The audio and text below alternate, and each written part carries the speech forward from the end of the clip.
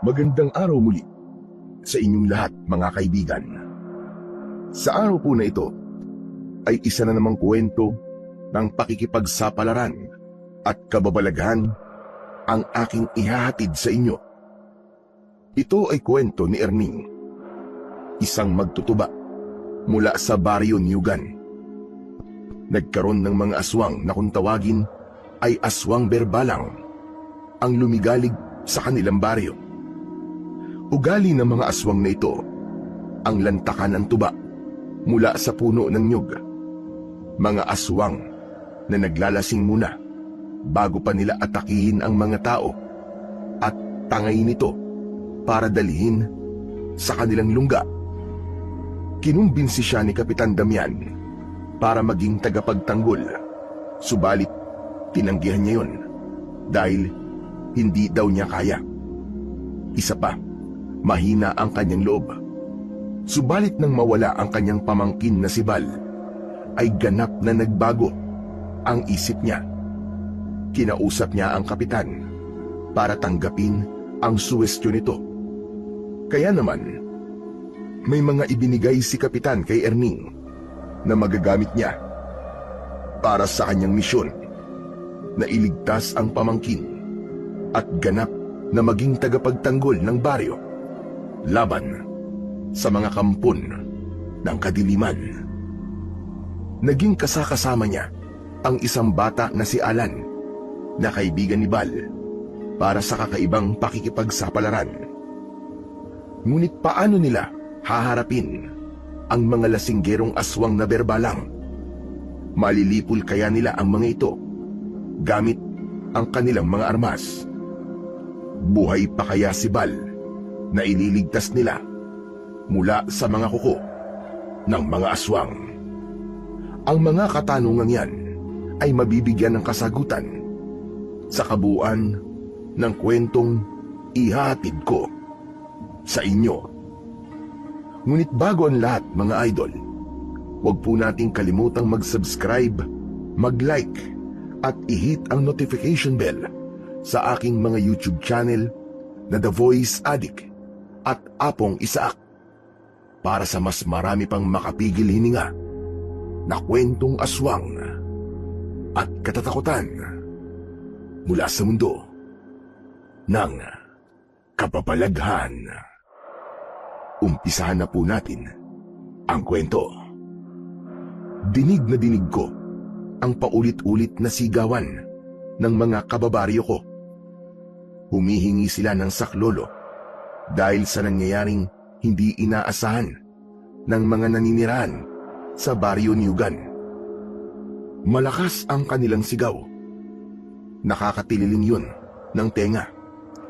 Kaya lamang wala akong magawa. Hindi ko sila kayang tulungan dahil hindi pangkaraniwang nilalang ang umaatake sa kanila. Mga kampo ng dilim ang mga yon. Pinaniniwala ang mga aswang na dumayo sa aming baryo at tila sa aming lugar gusto nilang magkuta. Nagising din sa lakas ng sigawan ang pamangking ko na si Bal. Tiyo Erning, ano po bang bagay na yun? Nakakaistorbo naman sila. Hayaan na lang natin sila, Bal. Hayaan? Ingi-ingay nila eh. Saka parang may nangyayaring masama sa kanila. Oo, Bal. Dahil inaatake sila ng mga aswang. Nanang ko po, nanggugulo na naman pala sila. Hindi lang sila basta nanggugulo, Bal, kundi nang bibiktima na sila. Malamang, pumapatay na rin. Tiyo Erning, anong gagawin po natin? Ang dapat mo lang gawin ay manahimik. Dahil mahirap kung maririnig nila tayo. Baka mamaya ay bigla silang pumunta dito sa bahay natin. Diyos ko po, ayoko nun. Ayoko pong pupunta sila dito. Kaya nga, mas maiging manahimik ka na lang. Nakinig naman sa sinabi ko si Bal. Tinakpan niya ang kanyang bibig, maging ang kanyang tenga. Inipit niya yon sa pagitan ng kanyang dalawang tuhod habang nakaupo sa sahig ng bahay. Diyos ko, nakakatakot naman. Kaya nga dito lang tayo sa bahay, Bal. Wala tayong magagawa para tulungan ang mga kababayan natin. Hindi natin maaaring labanan ang mga aswang naligaw na yun. Delikado tayo. Nakakakilabot ang palahaw ng mga kababaryo ko. Kaya nga lamang, ano bang magagawa namin ng pamangkin ko? Kapag lumabas kami ng bahay at nagpakabayani, malamang yun na rin ang katapusan namin. Kaya ang tanging magagawa naming dalawa ay manahimik na lamang muna. Ilang sandali pa ang lumipas, ay tumahimik na. Patuloy na lumalalim ang gabi. Wala na rin akong naririnig na pumapalahaw. Isa lang ang alam kong ibig sabihin nun. Posibleng wala na ang mga aswang na sumasalakay. Tio Erning, umalis na po kaya sila? Hindi ko rin alam, Bal. Pero teka, sisilipin ko sa siwang kung wala na talaga sila. Wag, Chong. Baka mamaya nandiyan pa sila eh. Kaya nga sisilipin ko eh. Titiyakin ko lang. Sa katahimik na eh. Paano, Chong? Kung nandiyan pa sila at nakikiramdam lang. Baka mamaya, Chong, mapaano pa kayo eh. Tinatakot mo ba ako, Bal? Hindi po, Chong. Ang gusto ko lang naman po ay mag-ingat po kayo. Siyempre, ayoko po may masamang mangyari sa inyo. Ikinatuwa ko ang pag-aalala na yon ni Bal. Naisip ko na kahit bata pa ang pamangkin ko, ay marunong na siyang magmalasakit.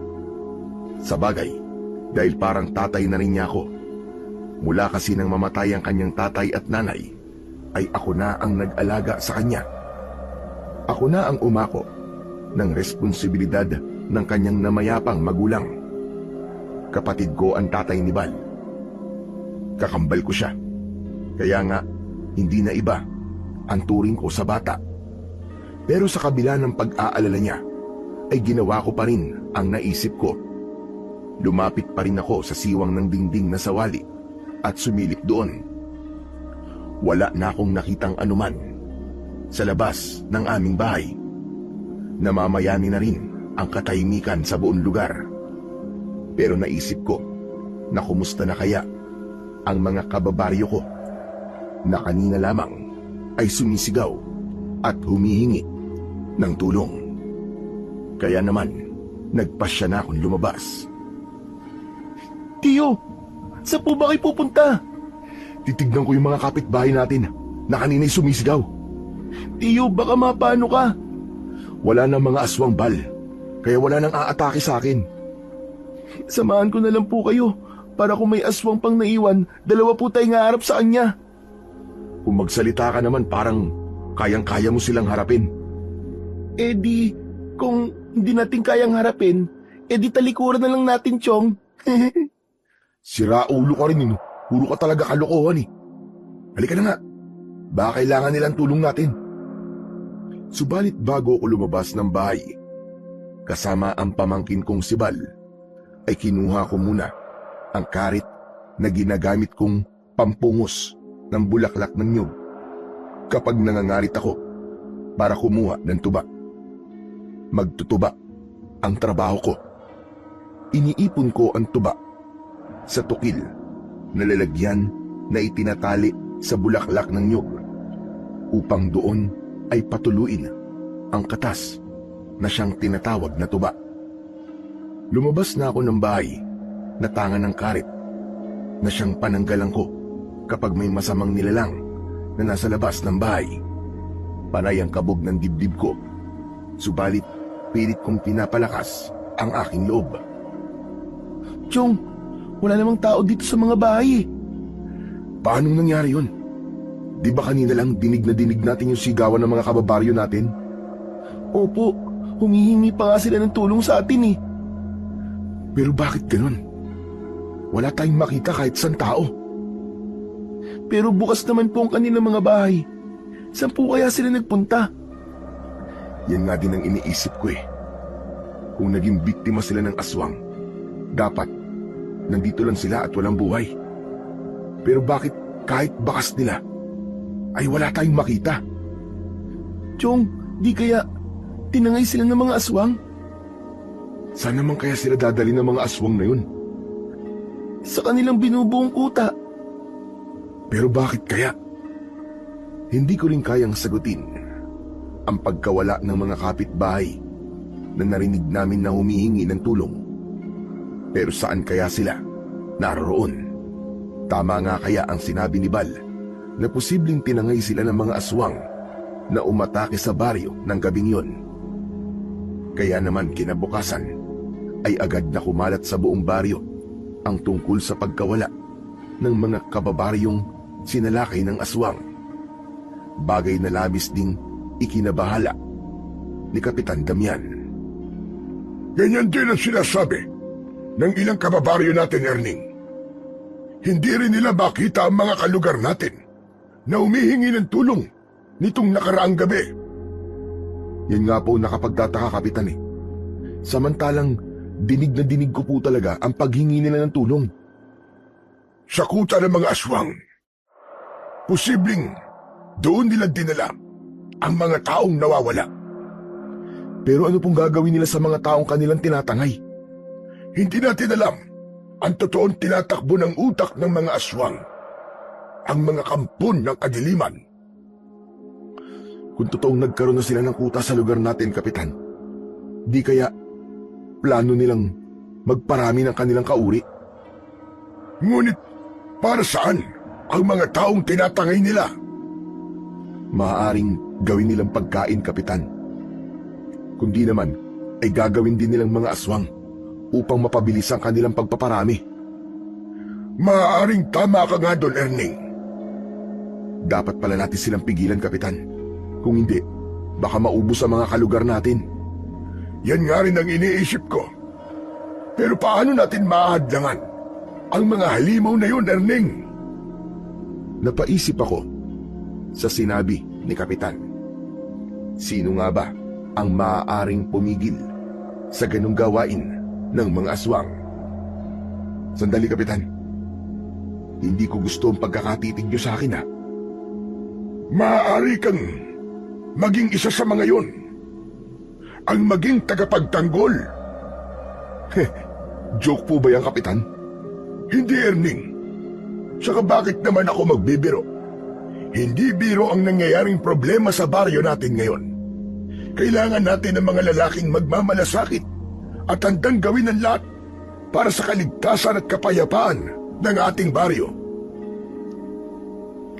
Kapitan, kailangan pag-isipan ko muna ang mga sinasabi mo. Isa pa, hindi ko po pinangarap na maging tagapagtanggol. Erning, maraming naging bayani na wala sa kanilang plano. Pero kapag andyan na, wala na silang magawa dahil sila ang napili. Sila ang hinirang. Sila po yun, hindi po ako. Paano kung si Bal ang nawala at tinangay ng aswang? Sige nga, pababayaan mo lang ba siya? Hindi mo ba siya hahanapin para iligtas man lang? Kapitan, iba na pong usapan siyempre pag si Bal po naging biktima ng mga aswang na yun. Kaya mong ilagay sa peligro ang buhay mo? Natural po. Gagawin ko ang lahat para po sa pamangking ko. Hindi ko siya pwedeng pabayaan, ano? Dahil yung pong ipinangako ko sa kakambal ko na tatay niya. Ako ang bahala kay Bal. Ako ang mag-aalaga sa kanya.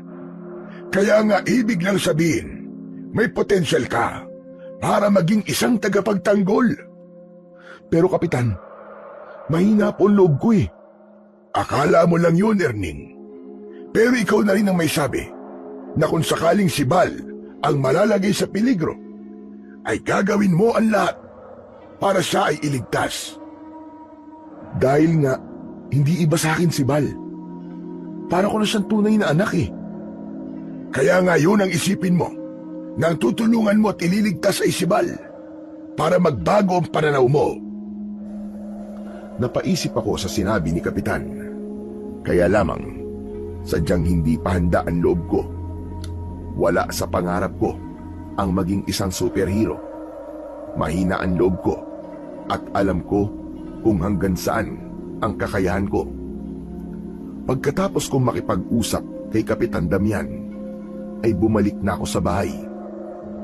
Inabutan namin roon na nagpapatulis ng kawayan si Bal.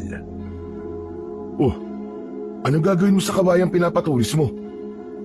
Para gawing sandata laban sa mga aswang, Tiyo. Baka kasi hindi pa rin sila tumigil sa kanilang ginagawang panggugulo sa atin eh. Sa palagay mo ba, sapat na ang matutulis na buho para magapi mong mga aswang? Yun po kasi ang naririnig ko na sinasabi ng mga matatanda eh. Saka nabasa ko po sa mga kwento. Siguro dati ganun nga. Tapos, pwede rin ng asin sa kabawang. Kasi nga, takot po sila sa ganun. Siguro dati, pwedeng gamitin na panlaban sa mga kampo ng dilim ang asin at bawang. Bakit, Tiyo Erning? Nagbago na ba sila? Nag-mutate na ba ang mga aswang ngayon? Kaya hindi na pwedeng panlaban sa kanila ang kawayan at asin at bawang? Bal, marami nang nagbago sa mundo natin. Maging mga kampo ng kadiliman ay nagkaroon na rin ng inobasyon. Nagiging makabago na sila. Grabe, ang astig naman nun. Sino may sabi sa inyan, Tiyo? Wala. Naisip ko lang. Kasi nga, posibleng mangyari yun, di ba? Ang advance niyo naman mag-isip, Tiyo. Mas maigi na yung advance mag-isip kesa naman isipin ko pa rin yung makaluma. Pero tayo nga, Chong. Makaluma pa rin ang trabaho natin eh. Magtutuba tayo. Pinupugo sa mga bulaklak ng nyog para makakuha ng tuba. Bal, hindi naman pwedeng magbago yun eh. Dahil ang tuba ng nyog nanggagaling sa kanyang bulaklak. Kung sa bagay, pero yung binibenta nating tuba na galing sa nyog ay hindi lang para gamiting inumin na nakalalasing, kundi maaari na rin pagkunan ng masarap na suka, pwede ring alak at kung ano-ano pa. Yun ang pagbabago. naku naman, ang dami mo naman sinabi, Chong. Lalo lang tuloy ako naguguluhan eh. Basta may pagbabago na rin. Maging ang kampon ng kadiliman. Yan ang tatandaan mo, Bal. Paano to? Hindi ko na itutuloy ang pagpapatulis itong mga kawayan? Pwede rin naman. Sige na, ituloy mo na lang yan. Dahil wala rin naman tayong ibang sandata na maaaring gamitin kung sakaling may aswang na lumusob dito sa atin. Pero Chong, nasa na nga kaya yung mga taong nawawala na tinangay ng aswang, no? Malamang, nandun sa kuta nila. Di ba yun ang sabi mo? Buhay pa kaya ang mga taong yun, Chong? Kaya nga eh. Gustong ipahanap nga ni Kapitan. Kanino? Kanino pa? E di sa akin. Hala, bakit sa'yo, Tiyo? Wala ka namang power para labanan ng mga aswang, ah. Eh gusto yata akong pagtripan ni Kapitan Damian eh. Ayos din tong si Kapitan, eh, no? Kung siya na lang kaya, gusto yata niyang matigok ka ni. Dahil sa niya gusto ipahanap yung kuta ng mga aswang. Ano siya, Hilo? Pero kung may kapangyarihan lang talaga ako, syempre gagawin ko yun. Kaya lang, Tiyo, wala ka namang power. Hindi ikaw si Daimos. Hindi ka rin si Super Ingo. At hindi ka rin naman si Kapitan Bawang o kaya si Kapitan Barbel. Ikaw ay si Erning Magtutuba. Na laging may hawak na karet at tukil. Kaya nga hindi ko rin maintindihan si Kapitan Damian eh. Kung bakit ako napagtripan niya. Di kaya may nakikitang kakaiba sa si Kapitan, Tiyo? Aba, malay ko sa kanya. O kaya naman, Tiyo, baka merong tinatago si Kapitan. Tapos, ibibigay niya sa'yo. Tinatagong ano? Eh di mutya, o kaya medalyon laban sa mga aswang. Napaisip ako sa sinabi ng aking pamangkin. May punto naman siya.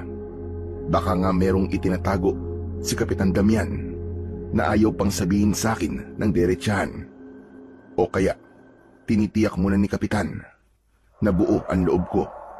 Dahil mahirap nga naman na ibibigay niya ang anumang iniingatan niya sa taong hindi kayang magpakabayani dahil masasayang lamang yon.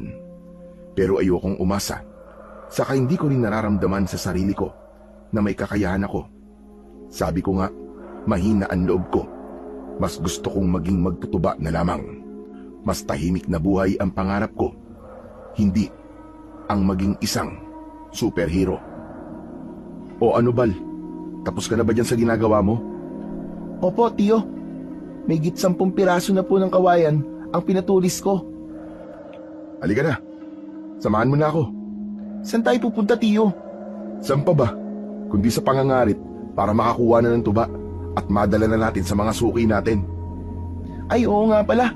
Oras na para sa pangangarit natin. Tumayo na si Bal para samahan ako. Pero inutusan ko muna siyang kunin sa loob ng bahay ang gamit kong karit. Maging ang tukil na isasabit ko sa aking likuran na pinaglalagyan ng nalilimas kong tuba kapag umaakyat ako ng puno ng nyog. Pagkakuha niya nun, ay umalis na kami ni Bal. Kaya lang, ganun na lamang ang pagtataka ko dahil nakakailang puno na ng nyog ang inakyat ko pero walang laman ang sisidlan na ikinabit ko doon para sahurin ang mga tumutulong tuba mula sa bulaklak ng nyog. Hala, bakit ganun? Ano nangyari sa mga puno ng nyog na to? Bakit walang laman tong kinabit kong panahod sa mga tulo mula sa bulaklak ng nyog? Ngayon lang yata nangyari to ah. Ipinagpatuloy ko ang pag-akyat sa mga nyog para kumuha ng tuba mula sa mga puno. Kaya lamang, wala ring laman ang sisidlan na ikinabit ko. Nakakasampung puno na ako ng nyog na inakyat. Chong, bakit wala ka nakukuha ng tuba? Hindi ko nga rin alam Bal eh. Imposible namang wala nang tumatagas na tuba. Saka bakit halos lahat ng punong inakyat ko, wala akong nakuha ng tuba? Yun na nga, Chong eh. Ibig sabihin eh, tuyot na sila. Imposible yun, Bal. Mga bata pa yung nyug na kinukunan natin ng tuba. Hindi pa yan matatandang puno. Kaya nga paanong wala kayong makuha? Nakapagtataka talaga, Bal. Chong, di kaya may ibang kumukuha? May kung sinong nagnanakaw ng tuba mula sa puno? Naisip ko na nga rin yan eh. Pero sino kaya? Malamang tinitira niya ang mga puno kapag gabi na. Dahil kung araw ay tsak na makikita siya. May punto ka rin, Bal. Pero sino kaya ang walang yan yon na nagnanakaw sa mga tuba na dapat nating makuha? Dahil wala kaming makuwang tuba ng pamangking ko, kaya malungkot kaming umuwi. Kapag wala kaming nakuwang tuba, wala kaming kikitain. Pagtutuba lang ang pinagkakakitaan namin ni Bal. Sa pag-uwi namin, ay may inabutan kami sa labas ng aming bahay. Isang babaeng suki namin sa ibinibentang tuba. Siya si Aling Junisha. Nasa mahigit 50 na ang edad. Isang balo at madalas nagpapakyut sa akin. Gaya ng mga sandaling yon na inabutan namin siya sa labas ng aming bahay. Salamat naman at dumating na kayo ni Bal. Kokodyam ko. Wow, ang tamis naman po ng pagkakatawag mo sa tiyo Erning ko, Aling Junisha. Hay nako, ikaw talaga, Bal. Ano bang Aling Junisha? Miss D na lang. Miss D? Di po ba may asawa na po kayo? Natigok na nga lang, kaya dapat Aling D. Ikaw naman, oo. Ikaw na nga bahala.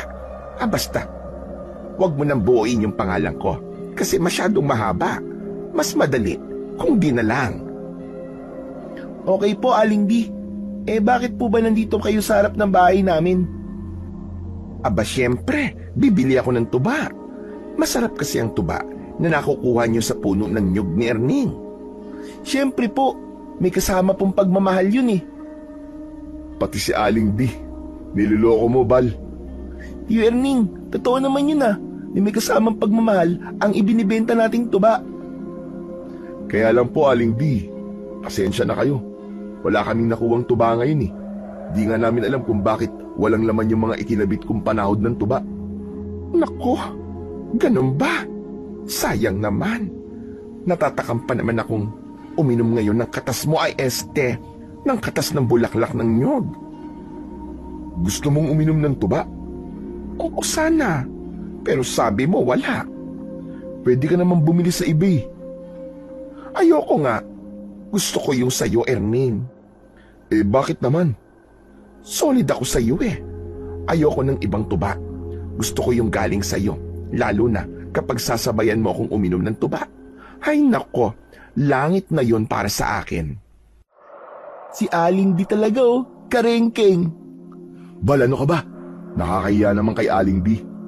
Okay lang yon, Erning. Aba sa'yo ko lang naman ito ginagawa. Sa'yo lang ako kumikiringking.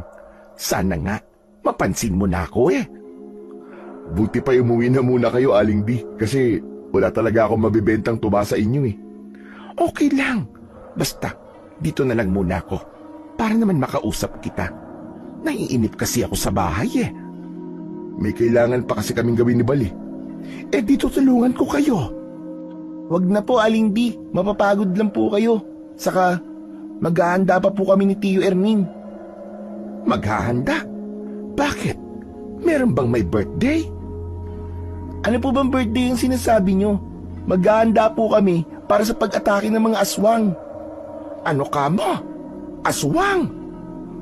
Opo, kasi may nakita po kaming aswang at nanggugulo po dito sa Baryo Nyugan. Wala ba kayong narinig kagabi lang? Ano ba yan? Wala naman ako narinig.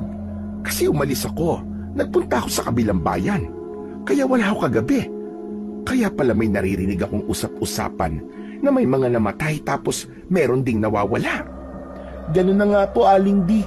May mga taong nawawala dahil po tinangay ng aswang. Dahil sa sinabi ni Bal, ay biglang napahawak sa braso ko si Aling Junisha. Gusto pa yata niyang yumakap sa akin. Teka, sandali lang, Aling B. Para ka namang sawa kung makalingkis Huwag kang yumakap sa akin, teka lang Paano ba? Natatakot kasi ako sa aswang.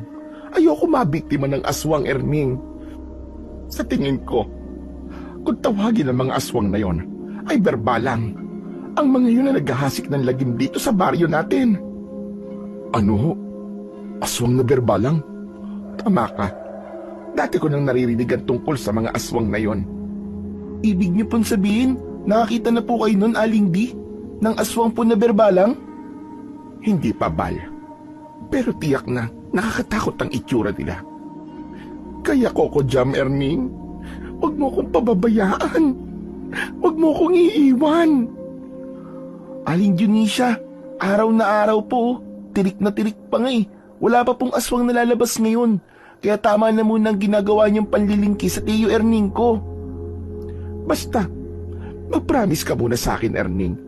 Huwag mo kong pababayaan. Huwag mo kong iiwan. Ikaw ang magiging tagapagtanggol ko laban sa aswang na berbalang. Oo na. Basta bitiwan niyo na po ako. Dahil baka mamaya may makakita pa po sa akin, isipin nila kung anong ginagawa natin. Ikaw talaga, Yakap lang naman, parang diring-diri ka sa akin. Hindi naman po sa ganun, Aling D. Nag-iingat lamang ako sa sasabihin ng ibang tao. Binitiwan na ako ni Aling Junisha. Pero tumatak sa isip ko ang tungkol sa aswang berbalang na sinabi niya. Hindi ko tiyak kung yun nga ba ang mga uri ng aswang na umatake sa baryo at maraming naging biktima. Nang sumapit ang gabi, ay malungkot kaming naghapunan ni Bal dahil nga nabigo kami sa pagkuha ng tuba. Wala rin kaming kinita. Tapos, nakonsumi pa sa ginawa sa akin ni Aling Junisha. Hindi ako makatulog ng gabing yon dahil sa pag-iisip tungkol sa maraming bagay. Isa na rito ang ginagawang panggugulo ng mga aswang na ayon nga kay Aling Junisha ay posibleng aswang berbalang. Ikalawa, may sumasalisi sa akin at siya ang kumukuha ng tuba mula sa puno ng nyog na aking kinakaritan. Maagang nakatulog si Bal, subalit dahil sa pag-iisip at pag-aalala ay hindi ako dalawin ng antok. Pumasok sa isipan ko ang tungkol sa nangyari nung nakaraang gabi. Nabahala ako na baka muling sumalakay ang mga aswang. Kung sa amin siya sasalakay, ay maaaring maging biktima kami ng pamangking ko. Pero hindi ko yun hahayaang mangyari. Totoo nga na mahina ang loob ko. Subalit kapag naiisip na bibiktimahin ako ng aswang, lalong-lalo na ang pamangking kong si Bal, ay magagawa kong palakasin ang aking loob para ipagtanggol si Bal. May halong kaba na lumabas ako ng bahay. Pinuntahan ko at inihanda ang mga kawayang buho na tinulisan ni Bal. Kahit marami akong sinasabi na posibleng may pagbabago na sa mga aswang, ay maaari pa rin gamiting sandata ang mga pinatulis na kawayan. Kumuha ako nun habang nakakabit na rin sa aking bewang ang karet. Dapat akong maging alerto kahit pa malakas ang kabog ng dibdib ko. Hanggang sa maisip ko na pumunta sa mga puno ng nyug na pinagkukunan ko ng tuba. Kailangan magmanman ako ron para malaman at mahuli ko kung sino ngang nanglalamang sa akin na nagnanakaw ng tuba mula sa mga nyug na aking inaakyat. Maliwanag ang sinag ng buwan ng gabing yon. Kahit kumakabog ang dibdib ko, ay lakas loob akong gumala. Nag-antabay ako malapit sa mga nyug. Maya-maya lamang ay may narinig akong tila lumilipad. Napatingala ako, subalit wala akong nakita. Kaya saglit pa ay naulit ang pagaspas ng pakpak. Sa pagtingala ko ay kitang-kita ko ang isang uri ng nilalang na lumilipad at dumapo yun sa mga palapa ng nyug. Pilit akong tumingala at paulit-ulit na sinipat ang nilalang o anumang hayop na nasa itaas ng puno ng nyug. Hindi ko maiwasang hindi man laki ang mga mata dahil sa aking nakita. Mukhang tama nga si Aling D. Aswang berbalang ang gumagalang aswang sa baryo. Subalit, bakit hindi tulad ng nakaraang gabi ang kanilang ginawa? Hindi sila ng loob ng mga bahay at inatake ang mga tao. Ang iba pa nga ay kanilang tinangay. Sa mga sandaling yon ay nasa ibabaw na ng puno ng nyug ang aswang na aking nakita. May pakpak na gaya ng paniki. Nangingitim ang payat na katawan. Matutulis ang mga kuko sa kamay at paa at nagliliwanag ang mapupulang mata. Titig na titig ako sa aswang na nasa itaas ng puno ng nyug hanggang makita ko na pinakikialaman nito ang nakasahod na tukil sa bulaklak ng puno. Gamit ang kanyang dila ay naaninag ko na ipinasok ng berbalang ang mahabang dila sa loob ng tukil na nakasahod para pag-ipunan ng tuba. Sa pamamagitan ng kanyang dila ay nagawa niyang sipsipin ang tuba. Ang hayop na aswang pala ang may kagagawan kung bakit nauubos ang tuba. Siya ang lumalaklak. Ang walang yung berbalang. Lasinggerong aswang.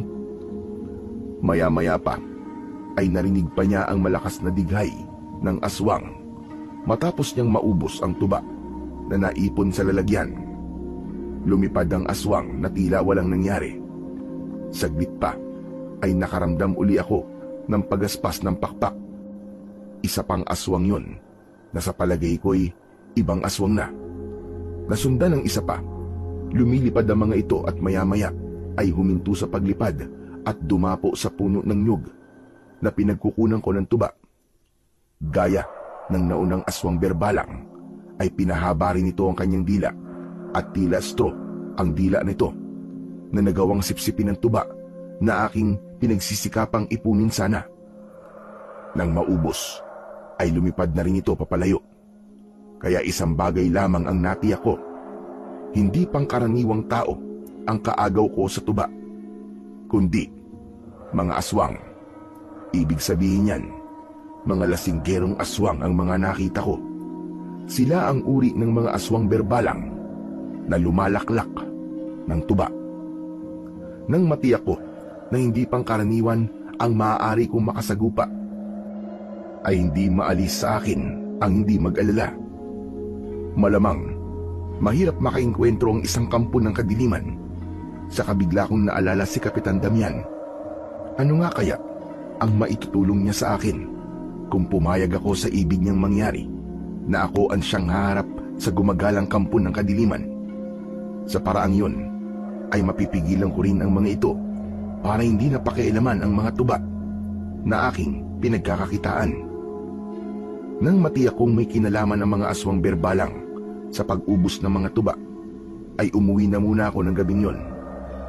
Saka mag-uumaga na rin at tiyak hindi na babalik ang mga kampo ng dilim na aking nakita. Sa pag-uwi ko ng bahay, ay inabutan kong gising na si Bal. Tiyo Erning, saan po kayo galing? Dyan lang. Ano pong dyan lang? Saka, natanaw ko po kanina sa bintana nitong bahay, nadala niyo po ang pinatulis kong buhong kawayan. May pinuntahan lang ako, Bal. Kaya ako dinalang sibat na kawayan na ginawa mo ay para proteksyon ko na rin. Baka kasi may makasalubong akong aswang eh. Alam mo na. Bakit hindi niyo naman ako sinama? Tulog na tulog ka eh. Nakakaya namang istorbuhin ko ang tulog mo. Ayos lang po yung kung istorbuhin niyo ako, hindi po ako magagalit. Hayaan mo na. Sa susunod, gigisingin kita. Promise mo yan, Tiyo ah. Oo, cross my heart. Subalit ang tunay na dahilan kung bakit hindi ko ginising si Bal ay para hindi siya sumama sa akin. Alam ko kasi, nakukulitin niya ako. Ayokong mapahamak siya. Kahit kasama pa niya ako, hindi ko naman natitiyak kung hanggang saan ko siya pwedeng protektahan. Kaya naniguro na ako. Saan ka nga ba nagpunta, Tiyo? Inalam ko kasi kung sino yung yumayari sa tuba natin. Kung bakit walang laman yung tukil na isinasahod ko dun sa mga nyug na kinakaritan ko. Ano pong nalaman niyo, Tiyo? Nahuli niyo po ba kung sino kumukuha ng tuba? Hindi ko nga nahuli. Pero, nakita ko naman. Sabi ko na nga ba eh. Nagbantay kayo kagabi. Hindi niyo ako sinama. Ikaw talaga, Tiyong, oh. Ang daya mo. Nadulas ang dila ko. Nasabi ko na kay Bal ang dahilan ng pag-alis ko nung nakaraang gabi. Hindi ko na mababawi yun. Kaya kailangan ko na rin sabihin sa kanya ang totoo, maging ang mga nangyari. Kundi ay hindi niya ako titigilan. Matanong na bata si Bal at hindi ito hihinto sa pagtatanong hanggat hindi niya nakukuha ang kailangan niyang malaman. Kaya sinabi ko na rin sa kanya ang natuklasan ko. Seryoso ka, Tiyo Erning? Nakita mo talaga? Oo nga, Bal. Nakita ko ang aswang berbalang. Nakakatakot po ba at pangit? Oo, parang ikaw lang. Ang sama mo naman sa akin, Tiyong. Anong parang ako? Ibig mo ba sabihin, mukha akong aswang? Mukha akong berbalang? Ikaw naman, joke lang yun. Nagtatampo ka naman kaagad. Kasi sa gwapo kong to, sasabihin niyo ako na para akong aswang. Sabi nga sa'yo, di ba? Biro lang. Pero alam mo ba, Bal? Hindi pangkaraniwang aswang ang nakita ko. Malamang, hindi rin sila basta mapupuksa ng ganong kadali. Pero Tiyong, ba't iniinom ng mga aswang na berbalang yung tuba na galing doon sa nyug? Yun nga ang hindi ko alam eh. Kung bakit inuubos ng mga halimaw na yun ang tuba. Hindi kaya doon ang gagaling ang kanilang power? Teka nga. Oo nga no. May punto ka, Bal. Pwede. Paano nga kung nanggagaling sa tuba ng nyug ang lakas ng mga aswang na yun? Dapat, Tiyong, mapigilan natin sila. Saka kung laging lalaklakin ng mga aswang na yun ang tuba natin, paano nang dilihensya natin? Hindi na tayo kikita. Tama ka dyan, Bal. Kaya dapat talagang tapusin natin ang mga aswang na yun, Tiyong. Pero dapat siguro, malaman muna natin kung saan sila nagkukuta para matulungan natin yung mga kababaryo natin na tinangay nila. Humanga ako sa aking pamangkin. Sa kabila ng kabataan niya, ay buo ang kanyang loob. Mas matapang pa nga siya sa akin kung tutuusin. Hindi pa niya alam kung gaano kapanganib ang mga aswang berbalang, ay handa siyang hanapin ang mga nawawalang kababaryo namin para tulungan. Sa ipinakikitang katapangan ni Bal, sino ba naman ako para magpakita ng kahinaan at kaduwagan? Kaya dapat siguro sumabay ako sa tapang niya. Kukumbinsin ko ang sarili ko na kaya ko. Sabi nga, ay malaking bagay yung maikukondisyon ang isip ko na matapang ako at kaya ko. Nang sa ganun, ay sumunod na sa dikta ng utak ang puso at katawan ko. Kaya napalunok ako. Sabay bulong sa sarili ko na kaya ko. Kayang-kaya ko ito. May sinasabi ka ba, Tiyo? Ha? Wala. Parang may binubulong ka kasi. Ano ba yun? Wala. Ayos lang ako. Bakit po? Kasi naisip ko lang. Kakaibang tapang mo. Siyempre po, mana po ako sa tatay ko nakakambal nyo. Oo nga pala. Tatay mo nga pala ang kakambal ko. Di po ba matapang si tatay? Kasi namatay siya sa pakikipaglaban. Sabi nyo nga po, isa siyang sundalo at bantay kalikasan. Kaya siya ang umaharap sa mga pasaway na nininira ng gubat at namumutol ng mga kahoy sa gubat. Oo, tama ka, Bal. Kaya gusto ko lamang puntularan ng tatay ko. Kung sundalo siya na bantay kalikasan, ako naman po, bantay karitan. Bantay karitan? Opo, magiging tagabantay ng mga puno ng nyug na inyong kinakaritan para hindi na po makuha ng iba ang tuba. Aba, ayos yun ah. Kaya dapat po sa gabi lalabas tayo ng bahay para bantayan po ang mga puno ng nyug nang hindi na po tayo maunahan ng mga aswang. Kundi, lagi tayong walang makukuhang tuba dahil ang mga aswang ang nakikinabang. Dahil nakapagdesisyon na ako, handa na akong maging tagapagtanggol ng baryo ni Ugan. Maaari kong maging kapartner si Bal, na kahit bata pa, ay mas matapang pa kesa sa akin. Pero hindi matatapos sa lakas ng loob ang lahat. Kaya nagpasya akong magtungo kay Kapitan Damian. Gusto ko siyang makausap dahil ramdam ko na may maitutulong siya sa amin. Kaya lamang, nang dumating ako sa opisina niya sa barangay, ay nakita ko na may mga kausap si Kapitan. Lumapit ako sa kinaroroonan nila, pero hindi muna ako pumasok sa loob ng barangay hall. Tumambay lang muna ako sa labas ng pinto. Mula sa lugar na kinaroroonan ko, ay naririnig ko ang pakikipag-usap ni Kapitan sa kanyang lalaking panauhin. Hector ang pangalan nito. Isa siyang pulis. Salamat naman at nagpadala ng pulis dito sa aming baryo. Nagagalak akong makilala ka. SPO2, Hector Alonso. Ganon din po ako. Masaya po akong makilala kayo, Kapitan Damian. Marahil ay alam mo na ang problema dito sa aming baryo. Nasabi na sa akin ng aming hepe. Tungkol sa mga nawawalang kababaryo nyo. Tama ho ba? Ganun na nga. Wala ho bang naliligaw na mga taong labas dito sa lugar nyo? Dahil karamihan ay mga kalalakihan ang nawawala. Di kaya naikayat na sila na sumama sa makakaliwang grupo. Lalo na't may malaking isyu na kinakaharap ang baryong ito dahil sa mga nangyayaring pagsira sa kagubatan. Wala kaming nababalitaan tungkol sa mga taong labas. Pero ang sinasabi nilang posibleng tumangay sa mga taga rito sa baryo ay mga aswang. Mga aswang na kung tawagin ay berbalang. Narinig ko na tumawa ng malakas ang kausap ni Kapitan Damian. Ibig lang sabihin ay hindi pinaniniwalaan ng pulis ang sinabi ni Kapitan. Tila naman hindi nagustuhan ni Kapitan Damian ang ginawang pagtawa ng kausap. SPO2 Alonso, may nakakatawa ba sa sinabi ko? Wala naman, Kapitan. Pero ang lakas ng tawa mo kanina, parang nakaka-insulto. Pasensya na, Kapitan. Hindi ko lang mapigilang hindi matawa eh. Dahil sa sinabi kong posibleng aswang ang kumuha sa mga kababaryo ko. Dahil imposible pong aswang yun. Bakit naman imposible? Dahil ba walang aswang? Mismo, Kapitan. Tama ka sa sinabi mo. SPO2, hindi ko sasangayunan ang sinasabi mo. Dahil naniniwala ako sa aswang.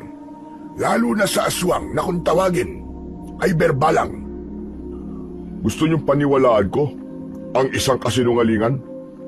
Sabi ko sa inyo, hindi yung kasinungalingan, hindi imbento at katang-isip. Ewan ko kung dapat ba kitang paniwalaan, Kapitan. Para saan at nagpunta ka pa rito sa baryo namin kung hindi mo pala paniniwalaan ang sinasabi namin? Para tulungan kayong hanapin ang mga kababaryo nyo. Tama ka. At may kutob nga kami na tinangay sila ng aswang. Sige, Kapitan. Hindi na ako makikipagtalo pa sa inyo. Ipagpapalagay ko na totoo ang aswang. Kung ganun, Saan kaya naroon ang mga nawawalang tao? Sa kuta nila. Malamang, dun yun sa gubat. Dun dinala ang mga nawawalang kalalakihan? Tama ka, Hector. Kaya kung may maghanap sa kanila, ay dun mas mainam na hanapin. Okay, kung yun talaga ang paniniwala mo baka isipin mo, Kapitan, na kontrabida ako, ha? Kaya papatulang ko na ang kalokohan nyo. Ano ka mo? Kalokohan? Sinasabi mong kalokohan ang tungkol sa paniniwala namin sa aswang? Minsan pa ay nagpantig ang tenga ni Kapitan Damian dahil hindi niya gusto ang pananalita ng kaharap na pulis. Pero ramdam ko na pilit na pinapakalma ni Kapitan Damian ang kanyang sarili. Huwag naman sana kayo maiinis sa akin, Kapitan. Sinasabi ko lang kung anong pinapaniwalaan ko. O siya, sige. Alam kong hindi ko mababago ang paniniwala mo. Kaya bahala ka. Pero huwag kang mag-alala, Kapitan. Andito ako para protekta ng mga nasasakupan mo. Salamat. Sana nga matagpuan mo na rin ang mga kababaryo kong nawawala. Makakaasa ka, Kapitan. Nagkamay pa ang dalawa bago tuluyang tinapos ang kanilang pag-uusap. Pero napansin ko kay Kapitan na tila hindi siya komportable sa naging pag-uusap nila ng pulis. Nang nakatalikod na si Hector kay Kapitan, ay napansin ko ang kakaiba niyang ngiti. Hindi nga yun ngiting matatawag, kundi ngisi. Wari bang may ibang nais ipahiwatig yon? Kaya naman, nagkaroon ako ng pagdududa sa pagkatao ni SPO2, Hector Alonso. Nang ganap na makalayo ang pulis, ay saka ako nagpakita kay Kapitan Damian. Kung simangot ang nakita ko kay Kapitan kanina, ay ngiti naman ang sumalubong sa mukha ni Kapitan nang makita ko.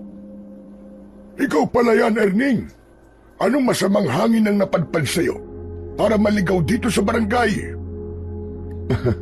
Pabiro talaga kayo, Kapitan. Hindi naman po masamang hangin, kundi mainam na hangin. Ano ba sadya mo? Tungkol po sa minsan na binanggit niyo po sa akin. Alin doon? Sabi niyo po, ay maaari akong maging tagapagtanggol nitong ating baryo laban sa mga gumagalang kampo ng kadiliman. Mabuti naman at napag-isip-isip mo yan. Halika dito sa loob ng aking opisina. Dito natin yan pag-usapan. Pumasok ako sa loob ng kanyang opisina. Mukhang maraming gustong sabihin sa akin si Kapitan. Naupo na si Kapitan sa kanyang upuan at ako naman ay naupo sa silyang nasa harapan ng kanyang lamesa. Inaasahan ko na ang pagpunta mong ito, Erning. Maging ang pagpayag mo sa suwestyon ko. Pinag-isipan ko po munang maigi, Kapitan. Isa pa ho, ang mga nasabi sa akin ng pamangkin ko ang nagpabago ng isip ko. Aba, mainam naman pala kung ganun. Pero Kapitan, naiisip ko rin kasi kung bakit ako kinukumbinsi nyo. Alam niyo namang hindi ako ganun kalakas. Tsaka mahina po ang loob ko. Subalit, ibang nararamdaman ko sa pagkatao mo, Erning. Ano pong ibig niyong sabihin, Kapitan? May kakaiba sa'yo. Mahirap ipaliwanag, pero ramdam ko yun. Mas mapagkakatiwalaan ka at kayang humawak ng mabigat na responsibilidad. Pero Kapitan, isa lang po akong magtutuba. Alam ko yon. Kadalasan ng mga taon simple lamang ang pamumuhay. Sila pa ang nabibiyayaan ng kakaibang katangian.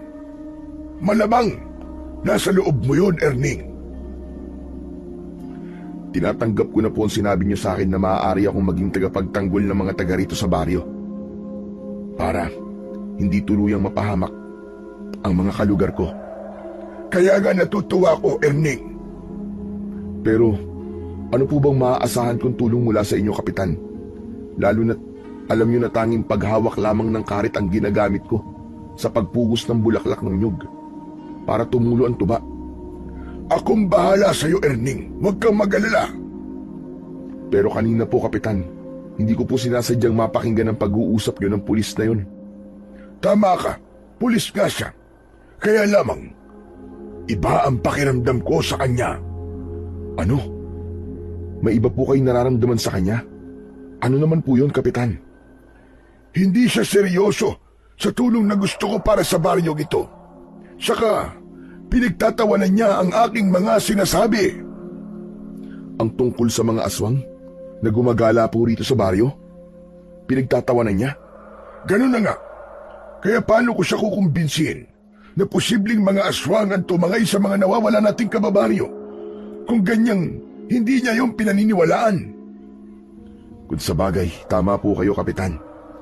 Kaya nga ikaw, Erning, ikaw ang higit kong pinagkakatiwalaan dahil mas nakikita ko sa iyo ang pusong mapagmalasakit, lalo na't nariyan si Bal na sabi mo nga gagawin mo ang lahat para protektahan siya. Si Bal ay sumisimbolo sa mga taga rito sa baryo. Kaya alam kong andyan ka para magbigay ng proteksyon. Pero sabi ko nga po, Kapitan, hindi ko makakaya nang ako lang, lalo na't simpleng tao lang po ko. Nasabi ko na sa'yo na ako ang bahala. Kaya lang, hindi natin maaaring pag-usapan yun dito. Kaya sa susunod na araw ay sasadyain kita sa bahay mo. Doon mo malalaman ang lahat-lahat. Pagkatapos ng pag-uusap namin ni Kapitan Damian, ay umalis na ako sa barangay. May pinuntahan pa ako, kaya inabutan ako ng dilim. Naglalakad ako papauwi ng aming bahay. Mapapadaan din ako sa tapat ng bahay ni Aling Junisha. Nang mapatapat ako sa bahay nito, ay nakarinig ako ng kumusyon. Kasunod ay ang sigaw niya na tila ba humihingi ng saklolo. Kaya nagmamadali akong lumapit sa bahay niya. Nakasara yun, subalit bukas naman ang mga bintana. Malakas ang sigaw ni Aling Junisha na wari ko'y takot na takot. Ganun na lamang ang gulat at panlalaki ng mga mata ko nang aking makita ang isang kakaibang nilalang at hawak ang leeg ni Aling Di. Hindi ako maaaring magkamali. Isang aswang berbalang yon. Nakabuka ang bibig nito at litaw ang matutulis na pangil na tila naisagpangin ang leeg ng kawawang biyuda. Takot na takot si Aling Junisha, lalo na nang inilabas ng aswang berbalang ang kanyang mahabang dila at tila isang maliit na ahas na pinagapang-gapang sa muka, sa leeg, sa butas ng tenga at ilong. Kitang-kita ko ang takot na nararamdaman ni Aling Junisha. Kikislot-kislot ang katawan ng matandang babae nang dahil sa labis na takot. Huwag! Maawa ka sa akin! Maawa ka! Makawalan mo na ako! Wari naaaliw naman ang aswang berbalang. Hindi sinasagpang si Aling Junisha ng aswang, ngunit dinidilaan lamang ito sa muka. Pero alam ko na sa kamatayan din ni Aling Junisha mauuwi ang lahat sa kabila ng ginagawang paglalaro sa kanya ng aswang. Kaya upang maistorbo ang aswang, ay lumikha ako ng ingay. Hinalabog at pinukpok ko ang dingding ng bahay ni Aling Junisha. Nabaling ang atensyon ng aswang sa ingay na aking nilikha. Kaya naman, napatingin ito sa bintana. Iniwan niya ang pagkakahawa kay Aling Junisha at sumilip ang aswang sa labas. Pero agad na akong nakapagkubli, kaya hindi ako nakita ng aswang. Nang wala itong nakita, ay hindi na kontento ito at lumabas pa. Pursigidong hanapin kung sino ang lumika ng ingay. Kinabahan na ako dahil pakiwari ko'y mali ang aking naging desisyon. Abot-abot ang panalangin ko habang nakakubli ako sa gilid ng bahay ni Aling Di. Kapag umikot ang aswang berbalang sa kabuuan ng bahay, ay imposibleng hindi niya ako makita. Kaya natataranta na ako kung ano ang aking gagawin. Dasal ko na sana'y hindi umikot sa kabuuan ng bahay ang halimaw. Pero tila hindi umayon sa akin ng pagkakataon dahil narinig ko ang ingay ng berbalang. Maging ang yabag niya ay narinig ko din. Subalit mahinang-mahina ang taglay niyang ingay at yabag. Ayon sa aking mga narinig, dati pa, kapag ang ingay at yabag ay mahinang-mahina, ibig sabihin ay malapit ang aswang sa iyong kinaroroonan. Samantalang kapag ang ingay na naririnig na likha ng aswang ay napakalakas, ito ay malayo pa. Dahil mahina ang aking naririnig, kaya tamang nasa malapit lamang ang aswang. Wala akong maaaring gamiting panlaban sa aswang ng mga sandaling yun. Kaya mabilis na pagtakbo na lamang ang aking maaaring gawin para takasan yun. Naghahanda na ako para sa gagawin kong pagtakbo nang makarinig naman ako ng pagaspas ng pakpak. Napatingala ako at ganun na lang ang sindak ko dahil lumilipad ang aswang berbalang. Kitang-kita ko na pabulusok ito papunta sa kinaroroonan ko. Nauuna ang dalawang kamay na may matutulis na kuko. Handang-handa akong dakmain. Wala na akong nagawa nang hawakan ng aswang ang aking leeg. Ibabao na nito ang kanyang mga kuko. Napapikit na lamang ako dahil alam kong magiging katapusan ko na yon. Naisip ko na hindi na mangyayari pa ang anumang plano namin ni Kapitan. Wala na ring saysay ang pagpapalakas ko ng loob dahil tiyak huling sandali ko na yon. Nasa mga kamay na ng aswang berbalang ang aking buhay. Habang nakapikit ako, ay hinihintay ko ang susunod na mangyayari. Hinihintay ko na bumaon sa leeg ko ang mga kuko ng aswang.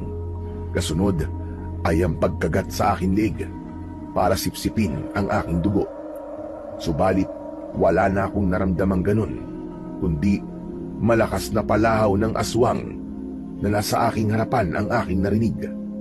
Kasunod ay ang pagkakabitaw ng kamay nito sa aking mga leeg. Idinilat ko ang aking mga mata at nakita ko na nagkikikisay ang aswang sa lupa. Panay ang pagpag sa kanyang katawan. Kasunod nun ay nakarinig ako ng pamilyar na boses. Galing yun kay Aling Dionisya. Walang iya ka! Yan ang nababagay sa iyong aswang ka! Mamatay ka na! Mangisay ka riyan!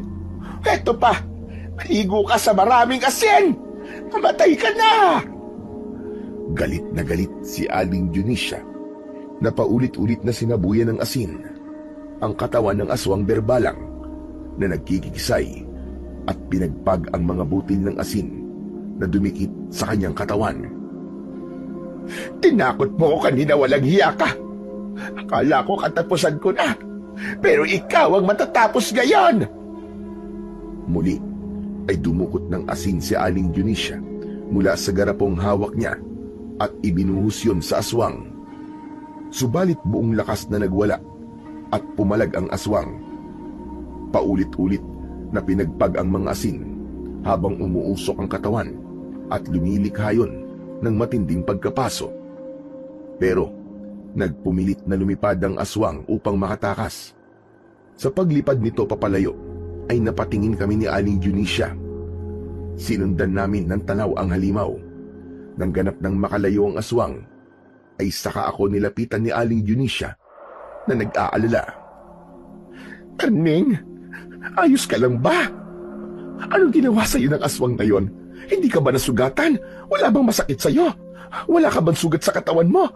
Naku, tignan ko nga ang dibdib mo. Baka mamaya ay nasugatan ka niya. Hindi po, Aling Dionisya. Ayos lang po ako. Okay lang po ako. Sure ka ba? Wala ka ba talagang sugat sa katawan? Teka, hubarin mo nga ang pantalon mo, titignan ko baka may sugat ka dyan. Hindi, wala po, Aling Dionisya. Panay ang hawak at taplos ni Aling Dionisya sa katawan ko. Kahit sinasabi kong okay lang ako. Naku, baka may sugat ka. Alisin natin yung t-shirt mo para magamot kong sugat mo na gawa ng aswang. At teka, sandali. Hindi na po kailangan na alisin ko pa ang suot kong t-shirt. Ayos lang po talaga ako. Sabi ko nga po sa inyo, wala po ako natamong sugat. Okay lang po ako. Ayos lang po talaga ako. Saka, Aling Dionisya, tigilan nyo na nga po ang paghawak sa dibdib ko. Kinikilabutan ako eh. Baka mamaya, kung saan pa mapunta ang kamay nyo eh. Ay, Grabe ka naman sa akin, Erning. Ako na nga nagmamagandang loob sa'yo. Panay pa nga ang pag-aalala ko sa'yo, tapos Gusto mo pa yata akong pagdudahan? Hindi naman sa ganun, Aling D. Iba na kasi ang ginagawa mo haplo sa tawak sa akin eh. Parang saksakan ng dami ng mali siya. Grabe ka na talaga, ha? Nakakasama ka na ng loob. Pasensya na kayo, Aling D. Yung kasi ang nararamdaman ko eh. Ikaw lang siguro nag-iisip ng kung ano-ano. Pero salamat sa iyo, Erning, ha? Kasi alam kong ikaw ang dahilan kung bakit hindi ako nagawang sagpangin ng aswang na yon. Iniligtas mo ako, Erning. Dahil sa nilikha mong ingay, ay nawala ang focus ng aswang sa akin. Nakita ko kasi na nasa panganib ka, Aling Dionisio. Kaya gumawa kagad ako ng paraan para mabaling sa iba ang atensyon ng aswang na yun.